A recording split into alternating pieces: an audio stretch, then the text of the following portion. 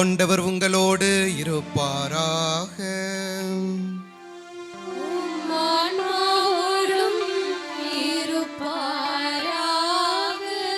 லூக்கா எழுதிய தூய நற்செய்தியிலிருந்து வாசகம்.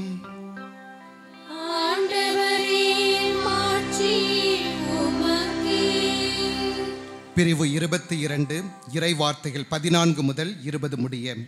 நேரமானதும் இயேசு திருத்தூதரோடு பந்தியில் அமர்ந்தார். அப்போது அவர் அவர்களை நோக்கி, நான் துன்பங்கள் படும் முன் உங்களோடு இந்த பாஸ்கா விருந்தை உண்பதற்கு மிக மிக ஆவலாயிருந்தேன். ஏனெனில் இறையாட்சிகள் இது நிறைவேறும் வரை இதை நான் உண்ணமாட்டேன் என்று உங்களுக்கு சொல்கிறேன் என்றார். பின்பு அவர் கிண்ணத்தை எடுத்து கடவுளுக்கு நன்றி செலுத்தி அவர்களிடம், இதை பெற்று உங்களுக்குள்ளே பகிர்ந்து கொள்ளுங்கள். ஏனெனில் இது முதல் இறையாட்சி வரும் வரை திராட்சை பழ ரசத்தை குடிப்பதில்லை என நான் உங்களுக்கு சொல்கிறேன் என்றார். பின்பு அவர் அப்பத்தை எடுத்து கடவுளுக்கு நன்றி செலுத்தி அதை பிட்டு அவர்களுக்கு கொடுத்து, இது உங்களுக்காக கொடுக்கப்படும் எனது உடல், இதை என் நினைவாக செய்யுங்கள் என்றார். அப்படியே உணவு அருந்திய பின் அவர் கிண்ணத்தை எடுத்து, இந்த கிண்ணம் உங்களுக்காக சிந்தப்படுகிறது எனது இரத்தத்தால் நிலைப்படுத்தப்படும் புதிய உடன்படிக்கை என்றார். ஆண்டவரின் அருள்வாக்கு.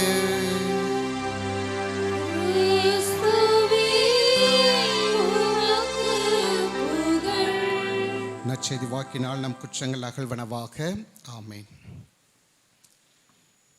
இறையேசுவில் பிரியமான சகோதரர்களே, சகோதரிகளே, அன்புள்ள குழந்தைகளே, உங்கள் அனைவருக்கும் இயேசுவின் தூய உடல் இரத்த பெருவிழா நல்வாழ்த்துக்களை மகிழ்வோடு தெரிவித்துக் கொள்கின்றேன்.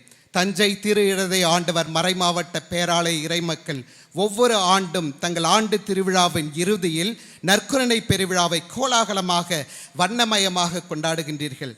என்ன ஒரு அழகான பாரம்பரியம்! ஒரு மகத்தான பாடலின் முடிவில் உச்சத்தில் சென்று நிற்கும் ஓர் இசை குறிப்பு போல விருந்து முடிந்து விட்டது. எல்லா ஐட்டங்களையும் சாப்பிட்டாயிற்று. சரி, எழுந்து சென்று கையை கழுவலாம் என்று கிளம்ப தயாராகும் பொழுது உறவினர் ஓடி வந்து, இல்லை இல்லை அமருங்கள் என்று சொல்லி ஒரு குவளை நிறைய கொடுக்கும் இனிப்பு பாயாசம் போன்று ஒரு அழகிய பிற்சேர்க்கை, கூடுதல் இணைப்பு, அணுப்பல்லவி. இந்த பாரம்பரியத்திற்காகவே, இந்த மகத்தான கிறிஸ்தவ பண்பாட்டு நிகழ்விற்காகவே இந்த தலைமை திரு அவை கடவுளால் ஆசிர்வதிக்கப்பட வேண்டும் என்று அருள் பணியாளர்கள் நாங்கள் உங்களுக்காக இறைவேண்டல் செய்கின்றோம். சரி, இன்று நற்கருணை பெருவிழா. எத்தனையோ நற்கருணை மறையுரைகளை நீங்கள் கேட்டிருப்பீர்கள். நற்கருணை பற்றி நிறைய சிந்தித்திருப்பீர்கள். 2025 கார்பஸ் கிறிஸ்டி பெருவிழா நாளிலே எதை பற்றி நாம் சிந்திக்கலாம்? நற்கருணை கடவுளின் ஒரு உயிருள்ள நினைவு, a living and breathing memory of God என்ற தலைப்பிலே உங்களோடு சில கருத்துக்களை நான் பகிர்ந்து கொள்ள ஆசைப்படுகிறேன். ஞாபகம் வருதே ஞாபகம் வருதே என்று ஒரு சினிமா பாடல் இருக்கிறது. சிலர் கேட்டிருக்கலாம். நான் கல்லூரி படித்த காலத்தில் பல வருடங்கள் முன் வந்தது. நீங்கள் கேட்டிருக்கின்றீர்களா? அது மிக பிரபலமான ஒரு காதல் பாடல். அந்த காலத்தில் எல்லாரும் அதை பாடிக்கொண்டே திரிந்தார்கள். நான் கூட அந்த பாட்டை பல நேரங்களில் தெருக்களில் பாடிக்கொண்டு திரிந்திருக்கின்றேன். ஆனால் அது ஒரு காலம். அப்போது உடலில் வலிமை இருந்தது, மனதில் இளமை இருந்தது, தலையில் முடி இருந்தது, அதையெல்லாம் செய்ய முடிந்தது. இப்பொழுது அதற்கு வாய்ப்பில்லை. நினைவுகள் மட்டும்தான், நினைவுகள் மட்டும்தான், ஞாபகங்கள், நினைவுகள். வாட் இஸ் லைஃப் என்ற கேள்வியை கேட்டு வல்லுநர்கள் இப்படி சொல்கிறார்கள், life is nothing but a collection of memories. வாழ்க்கை என்பதை என்ன? பல்வேறு நினைவுகளின் தொகுப்பு, கூட்டு தொகை என்று. மிக மிக உண்மை, சத்தியமான உண்மை. உங்களுக்கு தெரியாமல் போகலாம், நமது மூளையின் லட்சக்கணக்கான நியூரான் இணைப்புகளில் ஆங்காங்கே பதிந்துள்ள தகவல்கள் இன்றைக்கு நமக்கு முக்கியமற்ற போல படலாம். ஆனால் உங்களுக்கு ஒன்று தெரியுமா? உங்களுக்கு தெரியுமா, நமது வாழ்க்கையின் மிகப்பெரிய முக்கியமான சேமிப்புகளே அந்த நினைவுகள் தான், அந்த ஞாபகங்கள் தான். அந்த நினைவுகள் தான் நம் வாழ்க்கையை கட்டமைக்கின்றன, அதற்கு அர்த்தம் கொடுக்கின்றன. அதனால் தான் நீங்கள் கவனித்திருக்கின்றீர்களா, யாராவது மிக தீவிரமான விபத்தில் அடிபட்டு ஐசியூவில் அனுமதிக்கப்பட்டிருக்கும் பொழுது அவரை பற்றி நலம் விசாரிப்பவர்கள் முதலில் என்ன கேட்கிறார்கள்? அவருக்கு கண் வேலை செய்கிறதா, கால் வேலை செய்கிறதா, கை வேலை செய்கிறதா என்று கேட்பதில்லை. மாறாக அவருக்கு நினைவு திரும்பி விட்டதா, அவருக்கு ஞாபகம் வந்து விட்டதா, அவரை நம்மால் இப்பொழுது அடையாளம் செய்து கொள்ள முடிகின்றதா? ஞாபகங்கள், ஞாபகங்கள். Who are humans without memories? நினைவுகள் இல்லை என்றால் நாம் யார்? அர்த்தமற்ற ஜடங்கள். நினைவுகள் தான் நம் வாழ்க்கையை அர்த்தப்படுத்துகின்றன. நினைத்தல், நினைவு கொள்ளப்படுதல் இரண்டுமே மிக முக்கியமான தேவைகளாக இருக்கின்றன. எத்தனை முறை நம்மிடம் சிலர் கேட்டிருக்கின்றார்கள், என்னை மறந்துவிட மாட்டாய் அல்லவா, என்னை ஞாபகத்தில் வைத்து கொள்ளாய் அல்லவா. எத்தனை முறை நாம் மற்றவர்களிடம் இதை கேட்டிருக்கின்றோம். மறந்துடாத, ஞாபகத்தில் வச்சிக்க, சும்மா அப்படியே விட்டுறாத, அப்பப்போ ஃபோன் பண்ணா எடு, எதுனா சொல்லு, சுத்தமாக அப்படியே தொடச்செறிஞ்சிட்டு போயிடாத, நாங்கள்லாம் உயிரோடு தான் இருக்கிறோம், ஞாபகத்தில் வைத்துக்கொள், என்னை மறந்து விடாத. அன்பின் மண்டியிடல்கள், அன்பின் மன்றாடல்கள், அன்பின் கோரிக்கைகள், நினைத்துக்கொள். என்னுடைய அம்மாவிற்கு 77 வயதாகின்றது. கடவுளின் அருளால் இன்னும் உயிரோடு இருக்கின்றார். நல்ல உடல்நலத்தில் இருக்கின்றார், நடக்கின்றார், கொஞ்சம் சுகர் இருக்கின்றது. ஆனால் சமைக்கின்றார், தன் தேவைகளை பார்த்து கொள்கின்றார். எந்தவித பெரிய உடல் உபாதைகளும் இல்லை.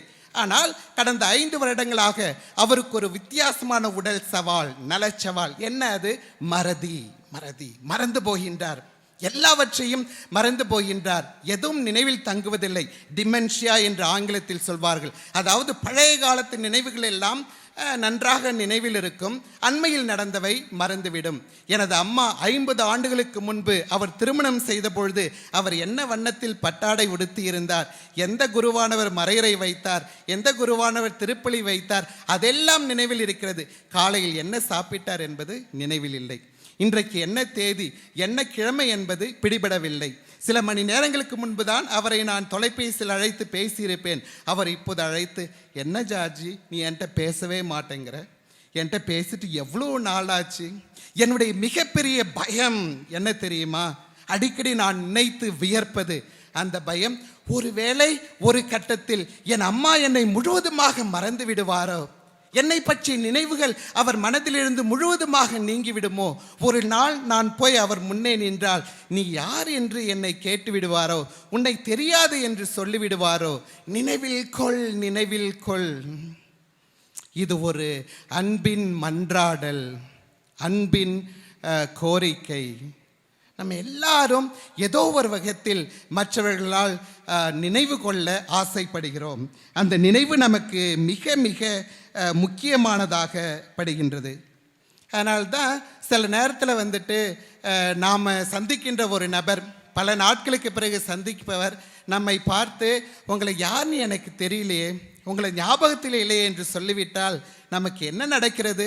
அதைவிட பெரிய இதய உடைப்பு ஒன்று நிகழ்வதில்லை. நாம் சில்லாக அப்படியே நொறுங்கி போய்விடுகிறோம். நன்றாக யோசித்து பாருங்கள், எனக்கு ஞாபகம் இல்லையா, உண்மையிலே உங்களுக்கு ஞாபகம் இல்லையா, மிகுந்த வருத்தத்துக்குள் ஆழ்ந்து விடுகின்றோம்.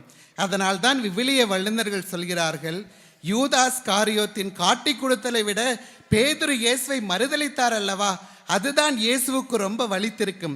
ஏன்? பேதுரு என்ன சொன்னார்? உனக்கு என்னை நினைவே இல்லை, இயேசு என்கின்றால் எனக்கு நினைவே இல்லை என்று. நமது ஆயர் அவர்கள் அண்மையில் ஒரு மறையுரையில் மிக நகைச்சுவையாக சொன்னார். பேதுரு அந்த பணிப்பெண்ணிடம் என்ன சொன்னாராம்? அம்மா, அந்த ஆளை எனக்கு தெரியவே தெரியாது, அவர் கருப்பா சவப்பான்னு கூட எனக்கு தெரியாது என்று சொல்லிவிட்டாராம். எத்தனை வலித்திருக்கும் அவருக்கு, எவ்வளவு கஷ்டப்பட்டு, நண்பா நீ எப்படியடா அப்படி சொல்ல போனாய், எப்படி என்னை பற்றி உனக்கு தெரியாது என்று சொல்ல போனாய். இன்றைக்கு ஜூன் மாதம் 29ஆம் நாள் திரு அவை புனித பேதுருவின் திருவிழாவை கொண்டாடுகிறது. ஆனால் இந்த நாளில் தந்தை பேதுருவை, உம்மை பற்றி இப்படி நான் சொல்வதற்கு வருத்தப்படுகிறேன், ஆனால் நீர் செய்தது தவறு. இயேசுவை பார்த்து நீர் அப்படி சொல்லியிருக்க கூடாது, உண்மை எனக்கு தெரியாது என்று இயேசுவை பார்த்து சொல்லியிருக்க. ஆனால் யூதாசை பாருங்கள், அவன் எவ்வளவோ தேவலை, எவ்வளவோ உயர்ந்தது அந்த விஷயத்தில். இயேசுவை எனக்கு தெரியாது என்று சொல்லவில்லை, மாறாக படைவீகளிடம் என்ன சொன்னான்? எனக்கு தெரியும், அவர் யார் என்று எனக்கு தெரியும், அவர் முகம் என் நினைவில் அச்சாணை போல பதிந்திருக்கிறது, என்னை கூட்டிக் கொண்டு போங்கள், நான் அவரை உங்களுக்கு அடையாளம் காட்டுகிறேன். 1000 பேர் இருக்கின்ற கூட்டத்தில் கூட அவரை எனக்கு நன்றாக அடையாளம் காட்ட முடியும். ஏற்கனவே இயேசுவின் கூட்டத்தில் எல்லாரும் ஒரே மாதிரி தான் திரிவாங்க, ஒரு தினசா முடிய வச்சுட்டு நீங்கள் பாட்டுக்கு தப்பான ஆளை கைது செய்து விடுவார்கள். நான் சொல்கிறேன், இயேசு எனக்கு நன்றாக நினைவில் இருக்கின்றார். ஒரு துரோகி, ஒரு காட்டி கொடுத்தவன் யூதாஸ் இஸ்காரியோத்து இயேசுவை நினைவில் வைத்திருந்தார். நண்பன் திரு அவை தலைவன் பேதுரு இயேசுவை மறந்து விட்டார். மனிதர்கள் மிக எளிதாக மறந்து விடுகிறார்கள். நினைவில் கொள். இது இன்றைய திருவிழாவின் மிகப்பெரிய அறைகூவலாக இருக்கின்றது. கடவுள் அப்படி இல்லை, அப்படித்தானே? கடவுள் எல்லாவற்றையும் தன்னுடைய நினைவில் வைத்திருக்கின்றார். அவருடைய மனம் ஒரு மிகப்பெரிய மெமரி டிஸ்க் போல, நினைவு தகடு, அதில் எல்லாவற்றையும் பதிந்து வைத்திருக்கின்றார். அவர் ஒரு மிகப்பெரிய உலகின் சிசிடிவி கேமரா போல எல்லாவற்றையும் கண்காணிக்கின்றார், எல்லாவற்றையும் பதிவு செய்கின்றார். அவரது பார்வையிலிருந்து, அவரது பதிவிலிருந்து எதுவுமே தப்புவதில்லை. திருப்பாடல் ஆசிரியர் 139வது திருப்பாடல் மிக அழகான ஒரு கவிதை. எத்தனை முறை வாசித்திருக்கின்றோம். முதல் 3 இறைவார்த்தைகள். திருப்பாடல் ஆசிரியர் அங்கே என்ன சொல்கிறார்? ஆண்டவரே, நீர் என்னை முழுதும் ஆய்ந்து அறிந்திருக்கின்றீர். நான் அமர்வதையும் எழுவதையும் அறிந்திருக்கின்றீர். நான் படுப்பதையும் நடப்பதையும் அறிந்திருக்கின்றீர். என் பாதைகள் எல்லாம் உமக்கு தெரிந்தவையே. என் வாயில் சொல் உருவாகும் முன்பே நீ அவற்றை அறிந்திருக்கின்றீர். கடவுள் எல்லாவற்றையும் நினைவில் வைத்துள்ளார். சில நேரத்தில் தத்துவ அறிஞர்கள் இந்த கேள்வியை கேட்கின்றார்கள். வாழ்க்கை என்றால் என்ன? அந்த வாழ்க்கையின் அர்த்தம்தான் என்ன என்ற கேள்வியை கேட்டு பலவாறு அதற்கு விடை தேட முயல்கிறார்கள். தத்துவ அறிஞர்களை விடுங்கள், ஏன் பல நேரத்தில் நாமளே அந்த கேள்வியை கேட்டிருக்கின்றோம். வீட்டில் வருத்தமா மோட்டு வேலையை பார்த்துக்கிட்டு நான் ஏன் பிறந்தேன், இங்கே என்ன செஞ்சிட்டு இருக்கிறேன், இந்த வார்த்தைக்கு அர்த்தம் என்ன, நான் எங்கே போய் கொண்டிருக்கிறேன், இதெல்லாம் ஒரே அபத்தமா என்று மிக அடிப்படையான மனிதனின் கேள்விகள், வாழ்வு குறித்த ஆதார தேடல்கள் இவை. ஒரு மனிதன் பிறக்கின்றான், வளர்கின்றான், வாழ்கின்றான், சிரிக்கின்றான், அழுகின்றான், ஆடுகின்றான், பாடுகின்றான், நல்லது செய்கின்றான், கெட்டது செய்கின்றான், வெற்றி அடைகின்றான், தோல்வி அடைகின்றான். அதன் பிறகு ஒரு காலத்தில் டக் என்று இறந்து விடுகிறான். பூம், கதை முடிந்தது, நாடகம் நிறைவு பெற்றது, அவன் கதை முடிஞ்சு. அப்ப அவ்வளவுதானா? அவன் எங்கே போகிறான்? அவன் வாழ்க்கை அவ்வளவுதான், முடிந்து விட்டதா? அப்ப இதுவரை அவன் செய்த செயல்களுக்கும் அவன் சொன்ன சொற்களுக்கும் அர்த்தம் என்ன? அவை எல்லாம் அவனோடு மண்ணாக மக்கி போய்விடவனவா, வீணாகி போய்விட்டனவா? அப்படி என்றால் அந்த வாழ்க்கையின் அர்த்தம் தான் என்ன? இது ஒரு காணல் நீரா, காட்சி பிழையா, தோற்ற மயக்கமா, இந்த வாழ்க்கை ஒரு அபத்த நாடகமா, என்ன இது?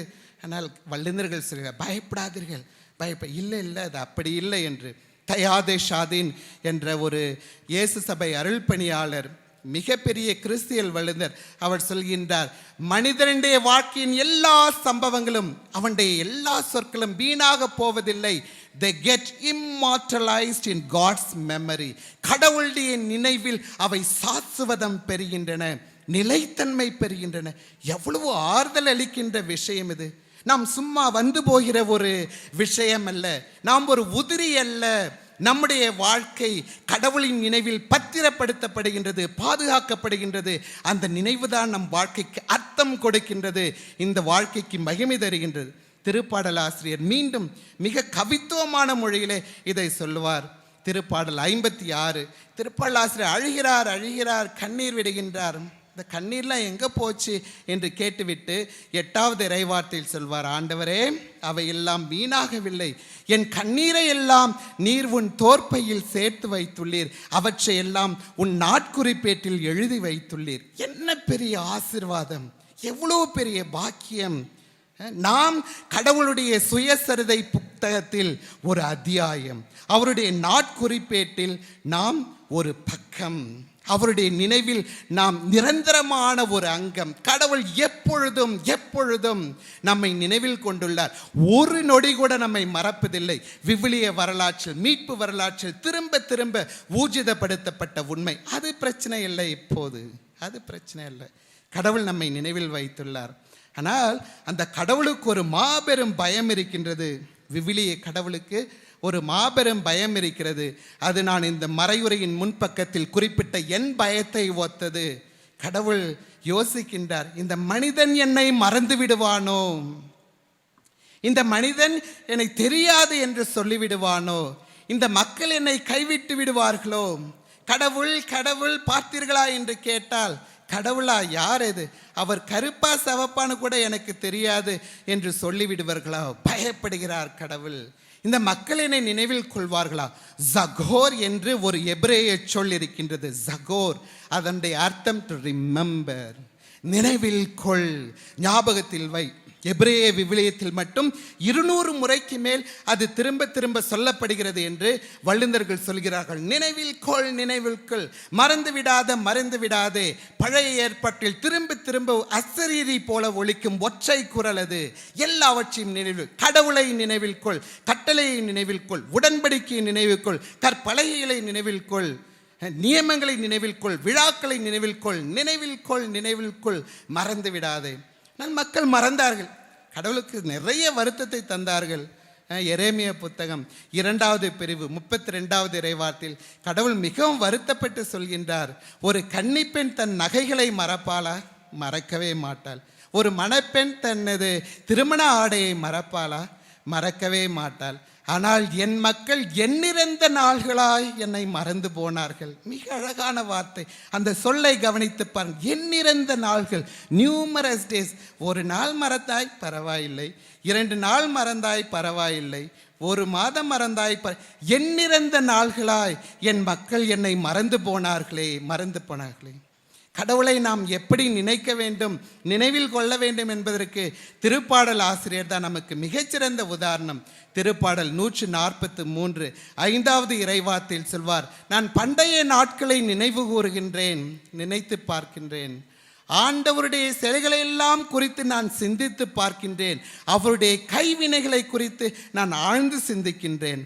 அதே திருப்பாடல் ஆசிரியர் 63வது பாடல் 6வது இறைவார்த்தையில் சொல்வார், நான் படுக்கையில் இருக்கும் பொழுது உம்மை பற்றி நினைத்து பார்க்கின்றேன்.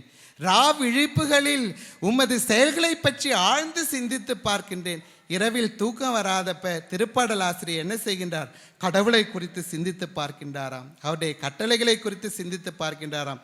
தூக்கம் வராத எல்லாரும் அந்த திருப்பாடல் ஆசிரியருடைய முன்னுதாரணத்தை தான் பின்பற்ற வேண்டும். இதைவிட மிக அழகாக எருசலேம் நகரை கடவுளுக்கு ஒரு உருவமாக பாவித்து அவர் எழுதியுள்ள அந்த 137வது திருப்பாடல் உலகத்தின் மிக காத்திரமான மிகச் சிறந்த கவிதைகள் ஒன்று என்று நிச்சயமாக சொல்வேன். எத்தனையோ முறை வாசித்திருக்கின்றோம். முதல் 6 இறைவார்த்தைகள் திருப்பாடல் ஆசிரியர் அங்கு அழகாக தன் ஏக்கத்தை வெளிப்படுத்துகின்றார். பாபிலோன் ஆறுகள் அருகே அமர்ந்து நாங்கள் சியோனை நினைத்து அழுதோம். எங்கள் ஆள்களை அங்கே இருந்த அழகி செடிகள் மீது மாட்டி வைத்திருந்தோம். எங்களை கடத்தி சென்றோர் மகிழ்ச்சிப்பாய் இசைக்குமாறு கேட்டனர், சியோனின் பாடல்களை பாடுமாறு வலியுறுத்தினர். ஆனால் ஆண்டவருக்கே உரித்தான பாடலை ஒரு அந்நிய நாட்டில் நாங்கள் எங்கனம் பாடுவோம்? எருசலேமே, நான் உன்னை மறந்து போனால் என் வழக்கை சூம்பி போவதாக, நான் உன்னை நினையாவிடில் என் நாம் மேல்வாயோடு ஒட்டி கொள்வதாக. நினைவில் கொள். ரிமெம்பர் ஜகோர், ஞாபகம் கொள். விவிலியத்தை எ புக் ஆஃப் ரிமெம்பரன்ஸ் என்று சொல்லலாம், நினைவு கூர்தலின் புத்தகம்.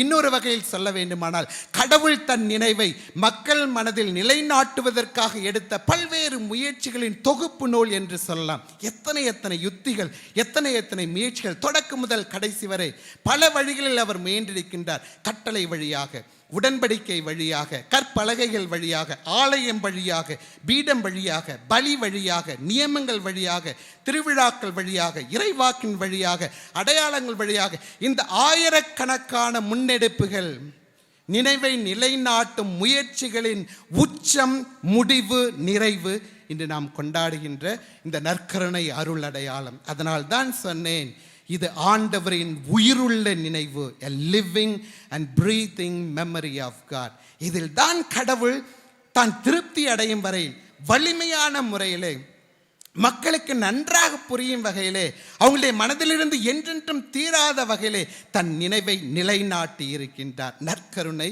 என்ற அருள் அடையாளத்திலே. நற்கருணை ஏற்படுத்தப்பட்ட நிகழ்வு முதலில் நற்செய்திகளில் பதிவு செய்யப்படவில்லை. அதெல்லாம் மிக காலதாமதமாக நிகழ்ந்தது. முதலில் பதிவு செய்தவர் நம் தலைவர், இன்றைய விழாவின் இன்னொரு நாயகர் புனித பவுலடியார் கொரிந்தியருக்கு எழுதிய முதல் திருமுகம் 11வது பிரிவு 23 to 26 முடியவுள்ள அந்த அழகான இறைவார்த்தைகளில் பவுலடியார் என்ன சொல்கின்றார்? நான் ஆண்டவரிடமிருந்து பெற்றதை உங்களுக்கு இப்பொழுது சொல்கின்றேன். அவரிடமிருந்து பெற்றதை நான் உங்களுக்கு கொடுக்கின்றேன். அவர் கையளிக்கப்பட்ட இரவில் அப்பத்தை எடுத்து பிட்டு, இது என் உடல், இதை என் நினைவாக செய்யுங்கள். கிண்ணத்தை எடுத்து, என் இரத்தத்தால் நிலைநிறுத்தப்படும் உடன்படிக்கை, இதை என் நினைவாக செய்யுங்கள். புனித பவுலரையாரின் அந்த பதிவில் மட்டும்தான் நினைவு நினைவு என்று 2 முறை அழுத்தமாக சொல்லப்படுகிறது. நற்கருணை, ஆண்டவரின் உயிருள்ள நினைவு, a living and breathing memory of God. ஒவ்வொரு நாளும் நிகழ்த்தப்படும் நினைவு, ஆக்சுவலைஸ்டு மெமரி, ஒவ்வொரு நாளும் நடத்தி காட்டப்படும் நினைவு. இன்றைக்கு அந்த அப்பத்திலே, அந்த அடையாளத்திலே, அந்த நற்கருணையிலே இருந்து கொண்டு எத்தனையோ முறை நாம் மற்றவரிடம் கேட்ட அந்த கேள்வியை, எத்தனையோ முறை மற்றவன் நம்மிடம் பார்த்து கேட்ட கேள்வியை இன்று நாம் ஒவ்வொருவரையும் பார்த்து கேட்கின்றார். என்னை உனக்கு ஞாபகத்தில் வைத்துக் கொள்வாய் அல்லவா? என்னை நீ மறந்துவிட மாட்டாய் அல்லவா? நாம் அவருக்கு என்ன பதில் சொல்ல போகிறோம்? அதுதான் இன்றைய விழா எழுப்புகின்ற கேள்வி. ஆமாண்டவரே, ஆமாண்டவரே, நாங்கள் எப்பொழுதும் உம்மை நினைவில் வைத்திருப்போம். உம்மோடு இருந்த ஒவ்வொரு மணித்துளியும் மரணப்படுக்கையிலும் மறக்காதே கண்மணியே என்ற பாடல் வரிகளைப் போல உன்னுடைய நினைவை நாங்கள் மரணப்படுக்கையில் கூட மறக்க மாட்டோம் என்று சொல்வோம். அந்த கல்லறை தோட்டத்திலே மகதல மரியா கட்டி பிடித்து கொண்டாலே அந்த வேட்கையோடு, அந்த தீவிரத்தோடு இந்த நினைவை பற்றி பிடித்து கொள்வோம். ஒரு நம்பிக்கையாளனாக, ஒரு அருள் பணியாளனாக நான் இதைத்தான் சொல்வேன். இதுதான் என் அன்றாட இறைவேண்டலாகவும் இருக்கின்றது. இந்த நினைவு போதும் இந்த ஒரு வாழ்க்கைக்கும், இந்த நினைவு போதும் இன்னும் 1000 வாழ்க்கைக்கும். இந்த நினைவின் முற்றத்தில் நான் குடியிருப்பேன். இந்த நினைவின் தாழ்வாரத்தில் நான் படுத்துறங்குவேன். இந்த நினைவின் நீரோடையில் நான் மூழ்கி எழுவேன். இந்த நினைவின் பெருவெளியில் நான் இளைப்பாறுவேன். இந்த நினைவின் கிளைகளை பற்றி கொண்டு நான் என் சாம்பல் பள்ளத்தாக்குகளை கடப்பேன்.